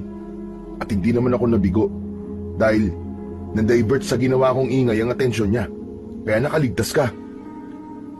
Kaya nga utang na loob ko sa iyo ang buhay ko, Erning my love. May kasama pang my love, ha? Pero ako rin, Aling D. Utang ko rin po sa inyong buhay ko. Kung hindi ka dumating at hindi mo nasabuyan ng asin yung berbalang, naku, baka kwento na lang ako ngayon. Buti na lang talaga at nagawa mo siyang sabuyan ng asin. Maigi na lang kamo at bigla kong naalala ang tungkol sa asin na pangontra sa mga aswang. Kaya hinalap ko kagad ang garapon na pinaglagyan ko ng asin. Dahil sa asing isinaboy ko, umusok ang katawan ng aswang na yon. Yun nga lang, nakatakas pa rin siya. Okay lang yun, Aling D. Ang mahalaga, nakaligtas tayong dalawa sa kasamaan ng halimaw na yun. Ibig sabihin, may utang na loob ka sa akin, ha? At may utang na loob din ako sa'yo. Di ba ang galing? Match na match tayo. Bagay talaga tayo, Erning. Ano ba sinasabi niyo, Aling D? Aba, para tayo sa isa't isa. Hindi pa ba yun klaro sa'yo? Mukhang nakagat yata kayo ng aswang, Aling D, ha? Nagdideliryo kayo eh. Kung ano-ano po sinasabi niyo eh. Hoy! Hindi ako nakagat ng aswang, ano? Wala nga akong kasugat-sugat kahit tignan mo pa. Baka naman nalawayan kayo at may masamang epekto sa utak niyo. Basta alam ko, tayo ang para sa isa't isa. Sa malaon at madali, ay tiyak na mangyayari yon. Kaya maghihintay ako. Sige na po, aalis na muna ako. Kailangan ko nang umuwi eh. Ano ba? Huwag mo muna akong iwanan dito. Paano kung biglang bumalik yung aswang na yon? Kaya niyo na po yun. Basta maganda na lang po kayo ng asin. O kaya, iharap niyo na lang yung katawan niyo. Ano? Gusto mo bang matigok na ako? Hindi naman po, Aling Dionisio. Basta mag-ingat na lang po kayo. Ayaw mo talagang may masamang mangyari sa akin? Nagkikare ka? Ibig bang sabihin mahalaga ako sa'yo? O baka, mahal mo na ako? Malala na talaga kayo. Matindi po kayo magpantasya. Ayaw mo lang aminin, Erning. Pero alam ko na may feelings ka para sa akin.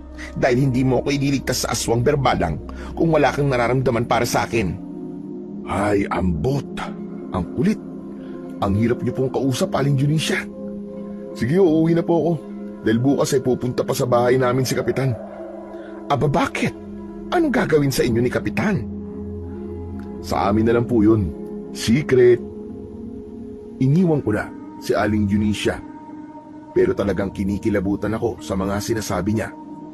Ang tigas din naman talaga ng muka ng matandang yun. Inisip niya na may gusto ko sa kanya dahil iniligtas ko siya. Kung alam ko lang na ganun ang iisipin niya, sana ay hinayaan ko na lang siya na pinatay ng aswang. Pero masamang mag-isip ng hindi maganda sa kapwa. Kaya pagpapasensyahan ko na lang siya. Matanda na siya at malapit ng maging senyor. Kaya dapat unawain na lang. Nang makauwi ako ng bahay, ang una kong inasahan ay daratnan ko si Bal na naghihintay sa akin. Kaya lamang, wala roon ng pamangking ko. Agad akong nag-alala at nabahala, lalo na't gabi na. Pero bakit wala sa bahay si Bal? Lumabas ako ng bahay at ipinagtanong-tanong kung nakita ba nila ang aking pamangkin. Kaya lang, walang makapagsabi. Hindi nila nakita kung saan nagpunta ang aking pamangkin. Anak ng teteng, oo. Paano ba ito? Saan ba nagpunta ang batang yun? Hindi naman niya gawain na magpalipas ng gabi sa labas. Saka maghahating gabi no? Bakit wala pa siya? Hindi ako mapakali. Labis na akong nag-aalala para kay Bal. Alam kong hindi rin ako makakatulog hanggang hindi ko nakikita ang pamangkin ko. Kinuha ko ang aking karit. Ito, ang tanging sandata kong maaaring gamitin sa anumang panganib na maaari kong makaharap ng gabing yon.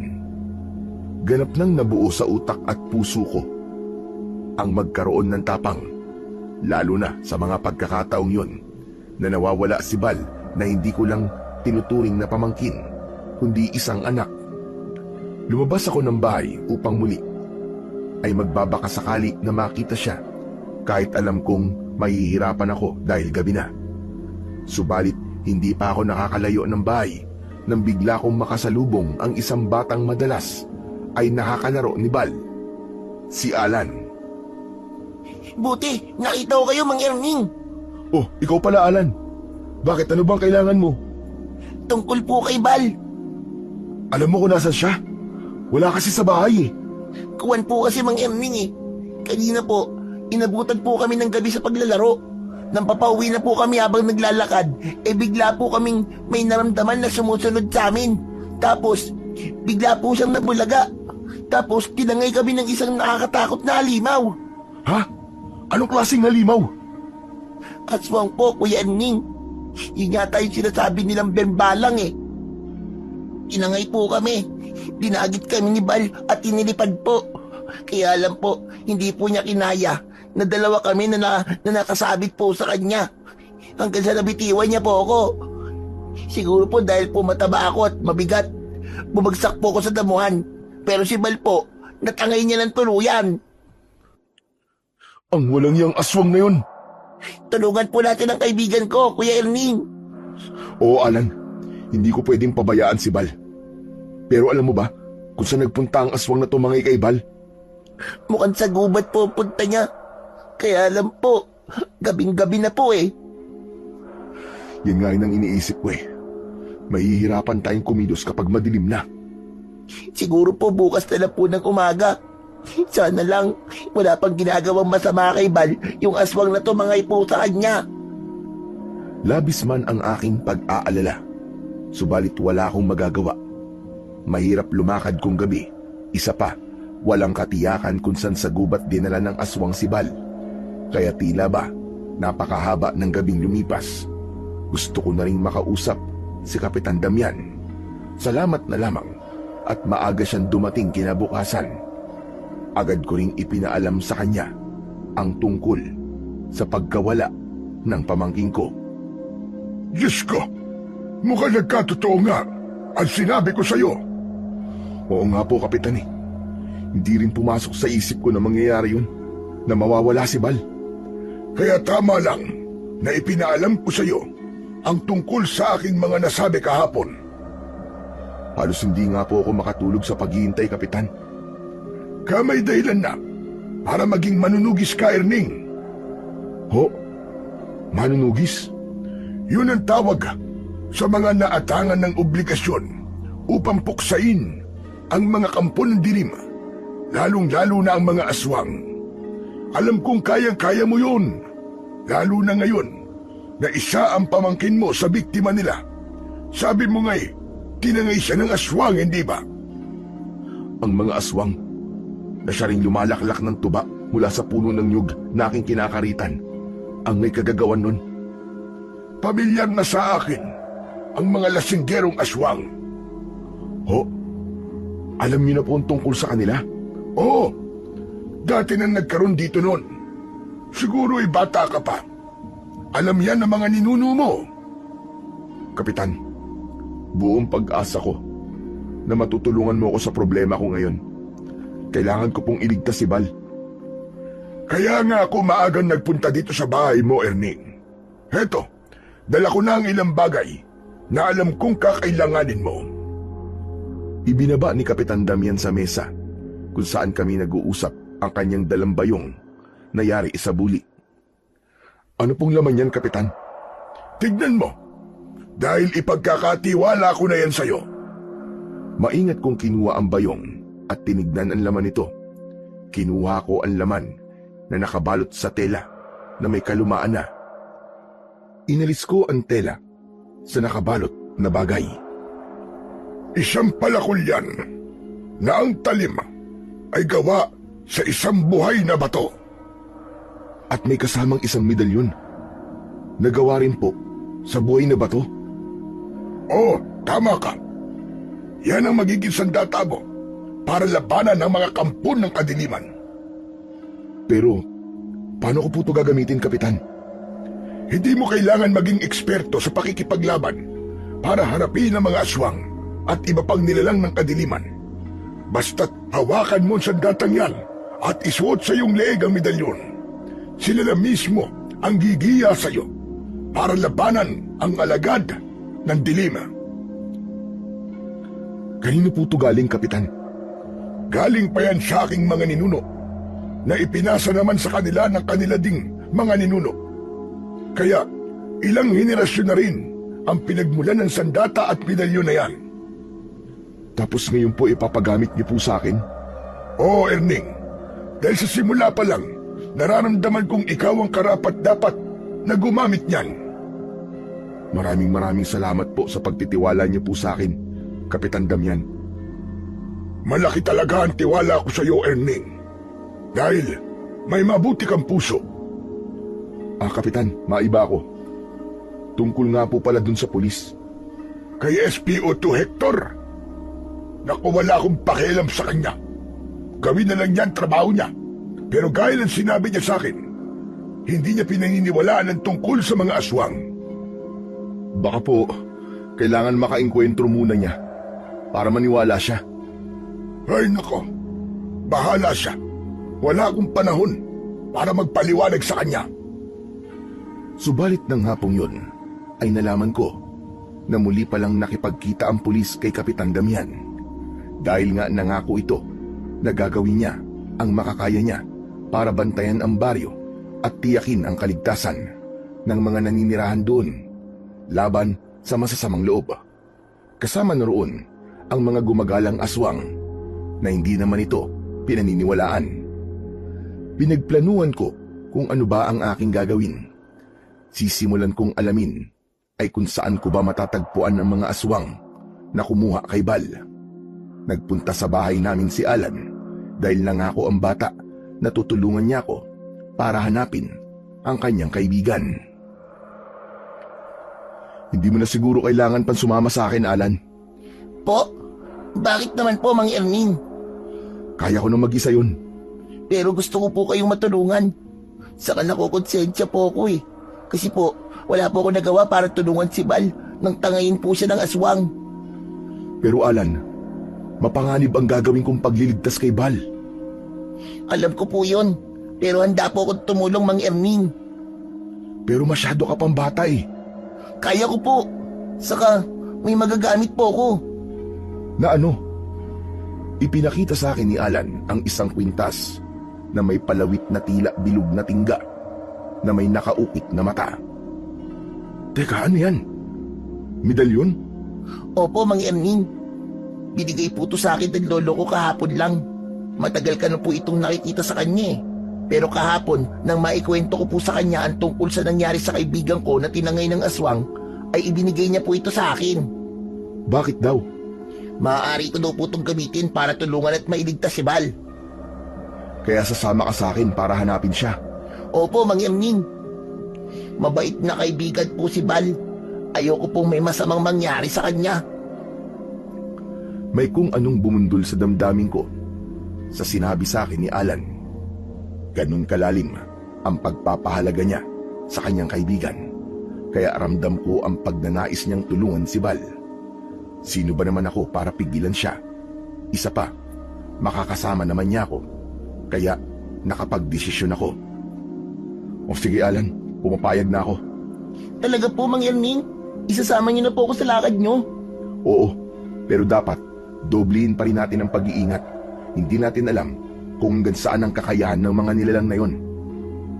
Kailangan ko lang simulan ang pagpaplano para iligtas si Bal at tuluyan ng lipulin ang mga lasinggerong aswang na gumagala sa baryo Newgan Kaya kinausap ko si Alan upang hingin ang kanyang opinyon.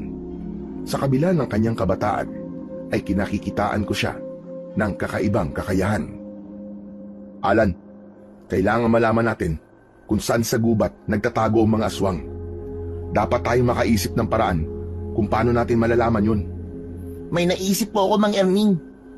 Ano yun, Alan? Ipinaalam ni Alan ang kanyang naisip na plano. Nagulat ako sa kanyang sinabi. Hindi ko sukat akalain na ganun siya katapang. Hindi rin yun pumasok sa isipan ko, pero kakaiba talaga ang kanyang naging suwestyon. Di po ba? Okay po yung naisip ko, Mang Erning. Alan, parang hindi madali yung gusto mong mangyari ah. Pero yung po naisip kong paraan para malaman natin kung saan sa gubat nagkukuta ang mga aswang. Malamang nandun din po si Bal. Pero delikado yun. Baka kung mapaano ka. Kaya ko po yun. Hindi ko alam kung papayagan ba kita. Nagdadalawang isip ako. Sige na po, Mang Erning. Kayang-kaya ko po yun. Ako po ang bahala sa sarili ko. Saka di po ba, meron po ako medalyon na bigay po sa akin ng lolo ko. Magagamit ko po ito. Ito po ang poprotekta sa akin. Paulit-ulit ang pakiusap sa akin ni Alan. Kaya naman, nakumbinsi rin niya ako sa ibig niyang mangyari. Kahit nagdadalawang isip ako para sa kaligtasan ng bata. Kaya nga lang, pursigido siya at buo ang loob na gawin ang kanyang nais mangyari. Kaya naman ng gabing yon, ay naghanda na kami ni Alan dahil may magagamit na akong sandata na bigay sa akin ni Kapitan Damian. Kaya ibinigay ko kay Alan ang karit na ginagamit ko bilang magtutuba. Ito po ang gagamitin kong sandata? Oo, Alan. At matalas siya na. Itali mo sa bewang mo kasama ng kaluban para kapag may umatake sa iyong aswang ay may magagamit ka. Kailangan mo pa rin ng sandata kahit meron ka medalyon. Tama po kayo, Mang Erning. Magagamit ko nga po ito. Kaya nang sumapit ang gabi, ay nagsimula na kaming lumarga ni Alan. Ang gabi ay natatanglawan ng liwanag mula sa buwan na tila ba nakikiayon sa aming plano. Patungo kami sa mga punong aking kinakaritan. Tsak, gagawi uli roon ang mga lasinggerong aswang. Nalalaklak ng tuba galing sa puno ng nyog. Pumuesto kami ni Alan sa isang kubling lugar. Maya-maya pa ay may naramdaman kaming mga yabag na paparating. Tiniyak namin na hindi kami makikita. Ganun na lamang ang pagtataka ko nang makita ko si SPO2 Hector, ang pulis na nangako kay Kapitan na tutulong para pangalagaan ang baryo Nyugan. Bakit nandito siya? Kilala niyo po siya, Mang Erning? Oo, Alan. Siya yung pulis na kausap ni Kapitan Damian na magbabantay dito sa ating baryo. Baka po magbabantay nga siya kaya nandito siya. Baka alam niya pong dito pupunta ang mga aswang para uminom ng tuba. Pero hindi siya naniniwala sa aswang, Alan eh. Kaya nga nagtataka ako. Teka, ano yun? Bakit bigla siyang yumuko? Mang Erning, tignan mo. Diyos ko po, nagbabago po ang anyo niya. Ha? Anak ng teteng. Isa rin siyang aswang. Isang aswang berbalang si SPO2. Kalaban pala siya, Mang Erning. Hindi siya kakampi. Anak ng tokwa, oo. Nagkunwari siyang hindi naniniwala sa mga aswang. Pero ang totoo, siya mismo ay kauri pala ng kampo ng kadiliman. Naku, lumipad na po siya papunta sa itaas ng punong nyog. Iinom siya ng tuba. Hindi ko rin alam kung bakit hilig nila ang uminom ng tuba. Siguro, may nakukuha silang lakas mula sa tuba na yun. May mga ingay na dumarating. Parang may mga lumilipad po. Hindi maaari to. Dumating na ang iba pa nilang kauri. Lalantakan nila ang mga tuba bago pa sila maghasik ng lagim dito sa baryo at muling tatangin ng mga taong gusto nilang gawing biktima. Mang Erning, ito na rin po siguro ang pagkakataon para sa sinabi ko sa inyo. Mauuna po ako. Sigurado ka ba, Alan? Opo, Mang Erning. Kayang-kaya ko po ito. Umalis na nga si Alan mula sa aming pinagkukublihan at nagpakita sa mga aswang berbalang. Yun ang naisip na plano ni Alan magpapakita siya sa mga aswang at hahayaan niyang tangayin siya nito para dalhin sa kanilang kuta. Kaya kitang-kita ko kung paano dinagit ng isang aswang si Alan at inilipad ito papalayo. Dahil hindi ko maaaring hayaan si Alan, kaya lumabas na rin ako sa aking pinagkukublian at binulabog ang mga aswang na lumalantak sa tuba. Nang makita ko ng isang aswang, ay agad siyang lumipad sa akin. Hinayaan ko lang ito. Hindi ako gumawa ng anumang pagkilos para harapin ang aswang, kundi hinayaan kong dagitin din ako nito. Kaya maya-maya pa ay bitbit na ako ng aswang upang dalhin sa kanilang lungga. Umayon sa aming plano ang mga nangyari. Pareho kaming dinagit ng mga aswang upang ilipad at dalhin sa kanilang lungga. Doon ay makikita namin si Bal. Yun ang pag-asa namin, kaya ginawa namin ang ganung kapanganib na bagay. Nang nasa gubat na kami, ay ibinaba kami ng aswang. Saka pa lang ako kumilos para harapin ito. Tiyak, ganun din ang gagawin ni Alan. Hindi pa kami nagkikita sa gubat, pero malakas ang kutob ko na mahahanap namin ang isa't isa. Gamit ang armas na ibinigay sa akin ni Kapitan Damian, ay nagawa kong sugatan ang aswang na dumagit sa akin. Kaya natakot ito at iniwanan ako. Maya-maya pa ay nakarinig ako ng mga kaluskos. Inihanda ko ang hawak kong armas. Subalit, hindi pala yun panganib. Dahil si Alan ang lumikha ng kaluskos na yun. Nakita pala niya ang aking kinaroroonan. Buti na lang at nakita kita agad, Mang Erming. Ano nangyari? Anong ginawa sa'yo ng aswang na dumagit sa'yo? Nasugatan ko siya. Hindi niya ako nagawang atakihin, pero tumakbo na siya papalayo. Jack, babalikan tayo ng mga yun. Baka nga, kasama pa nila ang iba pa nilang kauri. Mang Erming, malamang ito na ang kuta ng mga berbalang. Oo, Alan. Hindi lang natin alam kung saan dito. Malamang ang pulis na nakita natin na nagbago ng anyo, siya ang pinuno ng mga aswang na yun. Nagkunwari pang tutulong sa baryo ang hayop, pero siya pala ang mismong pasimuno ng kadiliman. Dapat na nating malaman kung nasaan si Bal, Mang Erming. Tama ka. Yun ang unang dapat nating gawin. Masukal ang gubat, pero sapat ang liwanag ng buwan para makita namin ang lugar na maaari namang daanan. Kaya tinahak namin ang kasukalang yun hanggang sa makarinig kami ng mga ingay sa loob ng isang kuweba. Nagmanman kami saglit habang nakakubli sa mga makakapal na halaman. Kitang-kita namin ang mga aswang berbalang na lumalabas mula sa loob ng kuweba. Dito na nga po ang kuta nila, Mang Erming. Ang dami nila. Diyan din kaya nila dinala si Bal? Siguro po. Pero ano kayang ginawa nila sa kaibigan ko? Sana wala pa silang masamang ginagawa. Yan din ang panalangin ko, Alan. Dahil kapag may nangyaring masama kay Bal, uubusin ko silang lahat. Wala talaga akong ititira sa kanila. Nagulat ako sa biglang ginawa ni Alan. Bigla niya akong iniwan at sumugod siya sa kinaroroonan ng mga aswang berbalang. Gamit ang karit na ibinigay ko sa kanya, ay inatake niya ang mga aswang. Walang takot ang bata. Buo ang loob. Palibhasa, suot niya sa kanyang leeg ang medalyon na bigay sa kanya ng kanyang lolo. Kitang-kita ko kung paano niya buong tapang na hinarap ang mga aswang. Sinamantala ko naman ang pagkakataong yun upang lapitan din ang iba pang halimaw at sinabayan ko na rin si Alan sa kanyang pakikipaglaban. Humihiyaw at bumubulagta ang bawat aswang na tamaan ng aking hawak na palakol na gawa sa batong buhay. Humihiwa sa katawan ng aswang ang talim ng palakol na aking sandata. Dapat sa mga kagaya nyo ay ubusin! Eto pa! Eto pang isa! Malaki ang atraso niyo sa akin, mga diablong buwang kayo. Tinangay niyo ang pamangkin ko, kaya hindi ko kayo titigilan. Uubusin namin kayo! Gusto mo pa akong sakmalin, ha? Itong palakol ko ang sakmalin mo! Halimaw ka! Humihiyaw at umaatungal ang mga aswang na tinatamaan ng aming mga armas. Kaya lamang, sa bawat bumubulagtang aswang ay may pumapalit sa kanila. may mga halimaw pa rin na lumalabas mula sa loob ng kuwebang kanilang pinaglulunggaan. Masama ito. Parang hindi nauubos sa mga berbalang, Mang Erning.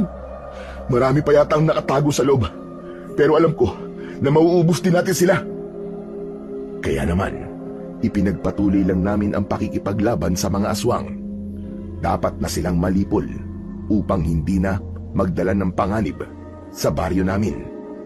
Hanggang sa nakita na lang namin, nakakaunti na lamang ang mga halimaw. Mang Erning, wala na pong lumalabas na halimaw sa loob ng kuweba. Marami na tayong napatay, Alan. Mahusay talaga ang medalyong ibinigay sa akin ng lolo ko. Kaya nga, at maaasahan din ang binigay sa akin ni Kapitan. Maya-maya pa ay may iba pang mga aswang ang lumabas mula sa kuweba.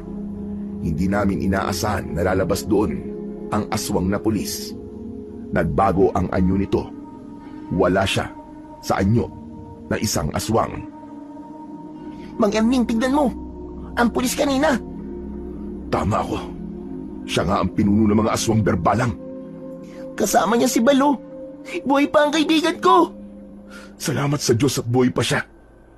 Pero ano kayang pinaplano ng mga hayop na to? Bakit nila tinangay si Bal?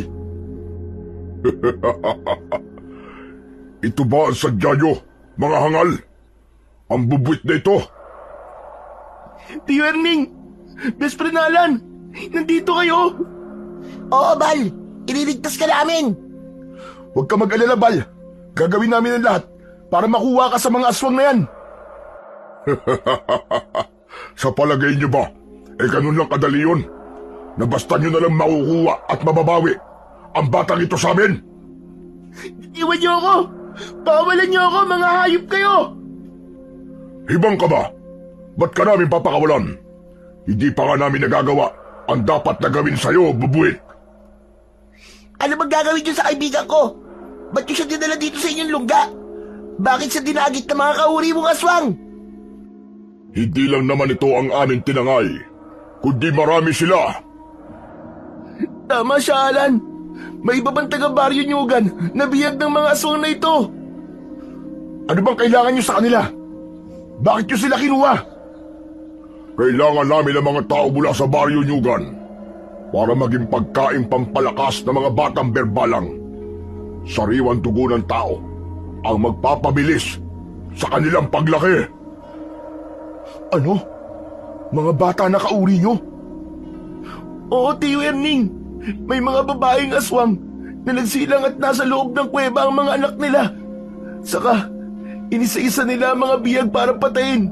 At ang dugo ay ginagamit para ipadede sa mga batang aswang. At ang sariwang lamang loob naman ay ginagawa nilang pulutan kapag umiinom sila ng tuba. Dahil ang mga aswang berbalang ang siyang umuubos sa mga tuba mula sa puno ng nyog na inyong kinakaritan.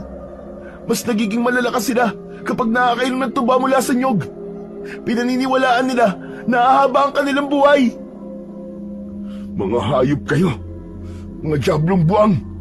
Napakasama nyo. Kahit na ano pa sabihin mo, wala akong pakialam. Itong batang gusto nyong iligtas, bilang na rin ang buhay niya. Dahil nakatakda na rin siya para patayin at gawin dede ng mga batang aswang ang kanyang dugo. Tio Erning! Alan! Tulungan niyo ako! Ayoko pang mamatay! Wala silang magagawa para tulungan ka, bubuit. Kaya halika na sa loob. Dahil kailangan na ng mga batang aswang ang dugo mo. At kami naman mamaya ang magpapasasa sa sariwang lamang loob mo. Tunay na nasa panganib na nga ang buhay ni Bal. Pero hindi ko hahayaang magtagumpay ang aswang sa kanyang pinaplano para kay Bal. Hindi ko hahayaang mapahamak ang pamangkin ko. May ipinangako ko sa kanyang ama. Handa kong protekta ng anak niya, anuman ang mangyari. Kaya agad ay sumugod kami ni Alan. Sinunggaban namin si Hector upang makuha sa kanya si Bal. Subalit, agad din na nakapagbago ng anyo si Hector.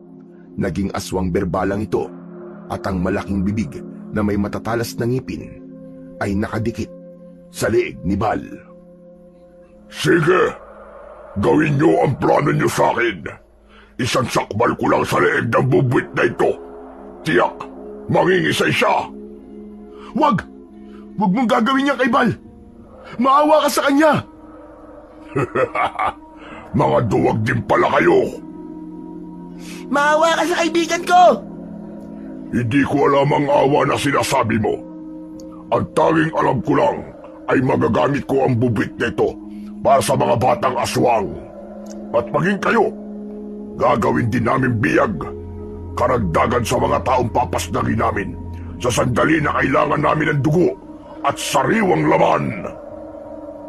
Huwag kayo magpapaulit, Tio Erning, best friend Alan! Kayo na lang ang tanging pag-asa namin! Kung mahalaga sa inyo ang bubwit na to, bitiwan nyo ang hawak ng sandata. Itapon nyo yan! Huwag, Tio Erning! Alan, huwag niyo siya susundin! Sige! Huwag niyong sundin ang sinasabi ko. Talagang tutuluyan ko ang bubwit na ito. Isa! Dalawa! Nagkatinginan kami ni Alan. Hindi namin alam ang aming gagawin. Nasa damdamin namin ang pagkabahala at pag-aalala. Kapag hindi namin binitiwan ang hawak naming armas, ay posibleng sagpangin niya si Bal. Mapapahamak ang pamangkin ko. Kaya naman, may ibinulong ako kay Alan. Anong gagawin natin, Alan? Hindi ko rin po alam, Mang Erning. Pero kapag hindi natin sinunod ang pinuno ng mga aswang, baka patayin niya si Bal. Saglit akong nag-isip. Salamat na lang, agad akong nakaisip ng paraan. Agad ko yung ibinulong kay Alan kung ano ang aming gagawin. Sigurado kayo, Mang Erning? Oo, Alan. Yun na lang ang tanging paraan. Kaya sundin na natin ang ibig mangyari ng pulis na aswang na yan. Sige, kayo po ang bahala. Sana nga lang ay maging epektibo po ang naisip nyo. Alam kong hindi tayo pababayaan ng mga medalyon na hawak natin. Armas lang naman ang pinapababa niya, di ba? Kaya may magagamit pa rin tayo. Hoy! Ano ba yun? Ano ba pinag-uusapan nyo? Hindi nyo pa ba ibababa ang mga armas nyo? O gusto nyo nang makitang walang buhay ang bubwit na ito? Teka! Susunod na kami! Heto na! Gagawin na namin ang utos mo, pangit na aswang! Inihagis ko sa lupa ang armas na palakol na aking hawak. Ganon din si Alan. Ibinaba niya at binitiwan ang hawak niyang karet. O ayan! Binitiwan na namin ang mga sandata namin! Sinunod na namin ang utos mo! Ngayon naman, ay bitiwan mo na si Bal. Huwag mo siyang sasaktan! Bakit ko naman siya bibitiwan? Ano ko, Hilo? Bihag ko siya! Gaya ng napag-usapan namin kanina ni Alan na aking ibinulong sa kanya, ay sabay naming huhubarin ang suot naming medalyon at itataas ito. Yun nga ang aming ginawa. Pagkataas namin ng aming mga medalyon, ay nagliwanag ito ng sobra, at ang liwanag mula sa dalawang medalyon ay nagsanib. Lumikha ito ng malakas na liwanag na tumama sa noo ni Hector.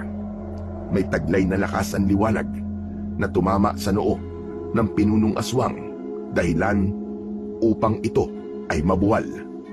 Nang mabuwal sa lupa ang aswang at nabitiwan ito si Bal, ay nagmamadali namang tumakbo papalapit sa amin ang pamangking ko. Bilisan mo, Bal! Halika! Dito ka sa amin! Dali! Nagmamadaling tumayo si Hector upang sundan sana si Bal. Kaya lamang nakalapit na sa amin ang pamangking ko, kaya nagmamadali rin naming pinulot ang aming mga armas. Hindi na nagawa pang makalapit sa amin ni Hector dahil inihanda na namin ang aming armas upang atakihin siya. Una akong sumugod at paulit-ulit kong inihataw sa halimaw ang palakol na yari sa batong buhay. Tumama yon sa mukha ng halimaw na si Hector na lumika ng malaking sugat. Sumunod naman ang ibang aswang na naroroon, subalit sinalubong naman siya ni Alan at ginamitan niya ito ng kanyang armas na karet. Halos humiwalay ang leeg ng aswang nang gilitan ni Alan ang leeg ng mga ito. Yan ang dapat sa mga aswang berbalang na kagaya nyo. Aalisin ko talaga ang ulo nyo. Nagpatuloy kami sa aming pakikipaglaban sa mga aswang hanggang sa ganap ng bumulagta si Hector. Tadtad na ng sugat ang kanyang buong katawan. Naubos na rin ni Alan ang iba pang mga aswang na nasa labas ng kuweba. Ayos. Nalipol na natin ang mga aswang na nandito sa labas ng kanilang lungga. Meron pa kaya sa loob? Yun ang sabi kanina ng pinunong aswang eh. Oo, may mga batang aswang sa loob. Ang iba ay mga sanggol na parang tiyanak. Sila ang umiinom ng dugo ng tao. Nagmamadali kaming pumasok sa loob at naiwan si Bal sa labas. Madalim ang loob ng kanilang lungga. Wala akong makita, Mang Emning. Saan kaya dito naroroon ng iba pang biyag nila? Bagay ang sinasabi ni Bal na mga batang aswang. Tama ka, napakadilim na.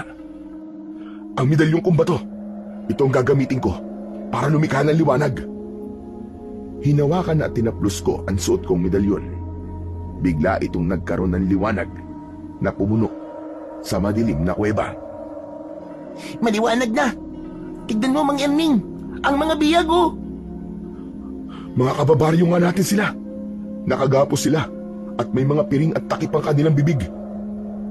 Alagan natin sila, Mang Emning, para makalabas na sila sa kuweba. Nagtulungan kami ni Alan para kalagan ang mga biyag ng aswang. Mabilis ang aming kilos dahil may iba pa kaming dapat gawin. Yan, ayos na. Tanggal na mga tali nyo. Makakatakas na kayo. Umalis na kayo dito, lumabas na kayo. Bilisan nyo. Salamat! Maraming salamat sa inyo! Sige na, bilisan nyo na. Lumabas na kayo nitong kuweba. Nagmamadaling lumabas ang mga kababaryo kong ginawang biyag ng mga aswang.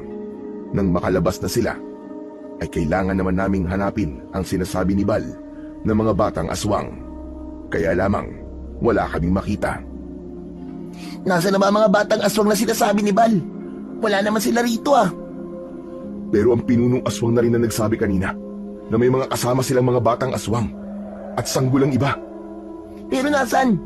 Hindi tayo pwedeng umalis dito hanggang hindi natin sila nakikita. Tama ka, Alan. Dahil kailangan sila man ay malipol din natin. Kung hindi natin sila malilipol at aalis tayo dito, sila ang susunod na mag-aasik ng lagim sa baryo natin. Nagtiyaga kami sa paghahanap hanggang may pumatak na malagkit na likido sa braso ko. Napatingala ako at gano'n na lamang ang pagkagulat ko dahil nakita ko na tila mga paniki na nakabitin ng patiwarik ang mga sanggol. Agad ko ring itinuro kay Alan. Hindi rin siya makapaniwala, kaya nakabuo kami ng desisyon. Ngayong alam na namin kung nasaan ang mga batang aswang, ay nagpasya na kaming lumabas ng kuweba. Nang makarating kami sa bukana ng kuweba, ay pinagdikit muli namin ang aming mga medalyon. Lumikha yun ng liwanag na naging apoy na sumirit papunta sa loob ng kuweba. Saglit pa, ay nagliyab ang loob ng kuweba. Saka kami nagmamadaling tumakbo papalabas. Narinig pa namin ang ingay na tila pag-iyak ng mga batang aswang na tinutupok ng apoy sa loob ng kuweba. Yun na ang kanilang naging wakas. Nagbalik kaming tatlo ng baryo. Nadala ang pagtatagumpay sa aming naging misyon. Niligtas namin si Bal, maging ang ibang taga-baryo Nyugan, at nagawa naming lipulin ang lipi ng aswang berbalang. Kaya hindi na ito makapaghasik pa ng lagim sa aming baryo. Salamat kay Kapitan Damian na pinagkatiwalaan ako para maging tagapagtanggol. Sa tulong ng ipinagamit niya sa aking armas at medalyon. Salamat din kay Alan na nagturo din sa akin para maging buo ang loob at maging matapang. Napatunayan ko na kaya ko palang maging matatag sa gitna ng laban at kahit sino ay maaaring maging tagapagtanggol, lalo na't para sa kaligtasan ng mahal sa buhay at ng kapwa-tao. Ang pagiging mahina ng loob kung minsan ay nasa isip lang natin. Subalit kapag dumating ang pagkakataon na may mahal sa buhay tayong nasa panganib, natututo tayong maging matapang at maging buo ang loob upang siya ay ating tulungan at iligtas sa tiyak na kapahamakan sa tulong ng ating pananampalataya at ng Diyos na lumikha. Sa kwentong inyong napakinggan, sa huli ay napatunayan ng binatang minsang inakala ng lahat na walang lakas ng loob na lumaban, ng tunay na tapang ay hindi nasusukat sa lakas ng sigaw o tikas ng tindig, kundi sa tapang ng pusong handang lumaban para sa mga mahal sa buhay. Sa kanyang pagharap sa mga birbalang na minsan nang nagdulot ng lagim sa kanilang baryo, sumiklab ang apoy ng kanyang tapang, isang tapang na pinanday ng kanyang pananampalataya sa Panginoon at ng suporta ng kanilang kapitan at ng isang batang matapang. At dahil sa kanilang pagpupursige, ay nagawa nga nilang matalo ang paggasik ng lagim ng mga berbalang at muling nanaig ang kapayapaan sa kanilang baryo. Sa kanyang kwento, iisa ang malinaw. Ang tunay na bayani ay hindi ipinanganak na walang takot, kundi yaong kayang lampasan ang takot para sa kabutihan ng mas nakararami.